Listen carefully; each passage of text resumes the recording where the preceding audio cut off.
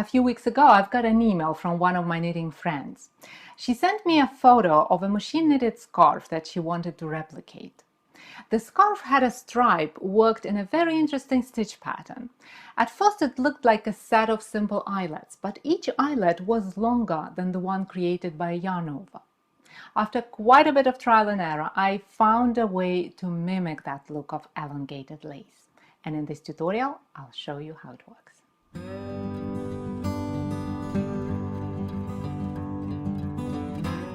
This stitch pattern has a 4-row repeat. Cast on any number of stitches using any type of cast on you like. I have 6 stitches over here just to keep this tutorial short. The first row is a wrong side row. We're gonna purl all stitches in this row. Simply purl every stitch one by one, just like you normally do. And in the next row, that's gonna be in just a moment, in the next row, we'll do a little magic trick that makes that eyelet elongated. And that's how it happens. So first knit one stitch, then insert the tip of the right needle under the strand that is between this stitch that we've just knit and the next stitch. So this strand is going to be right over here. So that's the strand that connects these two stitches. So go in there. Then wrap the tip of the right needle with the yarn and pull the wrap through. This way we are making an extra stitch from that strand between stitches. Now knit the next stitch, then slip these 2 stitches to the left needle and slip knitwise so that we don't twist the stitches. So insert the tip of the left needle from left to right and slip 1 stitch and the other one. And then knit these 2 stitches through the back loop. So we go in there again and knit these 2 stitches and slip them off the left needle, just like this. And that's it. That's the little magic trick that we're gonna repeat to the end of the row. So go under the strand, make a stitch, knit the next stitch, and to simplify a bit the next 2 steps, when you insert the tip of the left needle into these stitches, make sure it stays in front of the tip of the right needle. And then you can simply wrap the tip of the right needle with the yarn and pull the wrap through, like this. So we kind of slip these 2 stitches to the left needle and knit them through the back loop, all in one shot. Let's do it again. So 1, we make the stitch. 2, we knit the next stitch. 3, we slip these 2 stitches to the left needle, and 4, we knit them together through the back loop.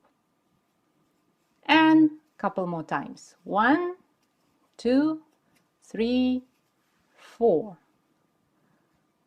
1, 2, 3, and 4. Here's what we've got. For now it looks like a set of berries, but in just a couple of rows you will see that the elongated stitches will be there. Turn your work. Row 3 is another wrong side row, and we're gonna simply purl all stitches in this row. Nothing tricky here at all.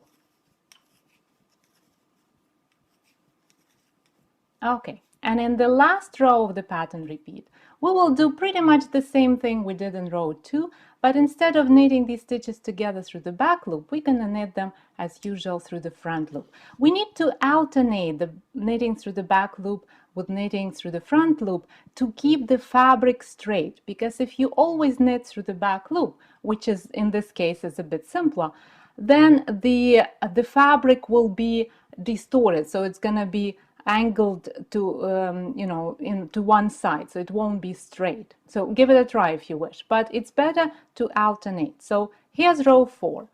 We knit 1 stitch, then we do, like I said, pretty much the same thing. So we make that stitch, the extra stitch from the strand, then we knit the next stitch, then we slip these 2 stitches to the left needle, but this time we're gonna knit them as usual through the front loop, like this. Knit them together. And then do it again.